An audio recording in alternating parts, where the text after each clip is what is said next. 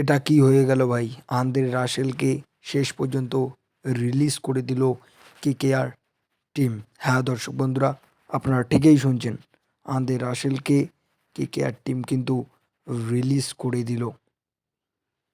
দেখা যাক আন্দ্রে রাসেলের পরিবর্তে কোন প্লেয়ারকে কেকেআর টার্গেট করে।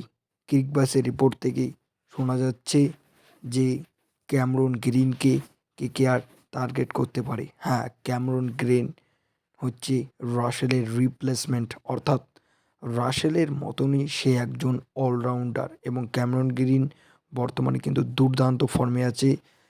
আমাদের কেকেআর টিম চেষ্টাই করতে পারে আইপিএল অকশানে ক্যামেরন গ্রিনকে নেওয়ার জন্য। দেখা যাক শেষ পর্যন্ত কি হয়। রাসেলকে রিলিজ করে দিল কেকেআর টিম। এই খবরটা শুনে কেকেআর ফ্যানদের মনটা কিন্তু একটু ভেঙে গেল। কি আর করা যাবে, দেখা যাক কেকেআর টিম শেষ পর্যন্ত রাসেলের রিপ্লেসমেন্ট হিসেবে কোন প্লেয়ারকে চুজ করে। আমার মতে কেকেআর যেহেতু রাসেলকে রিলিজ করে দিল, তার পরিবর্তে তার রিপ্লেসমেন্ট খেলোয়াড় হচ্ছে কিন্তু ক্যামেরন গ্রিন।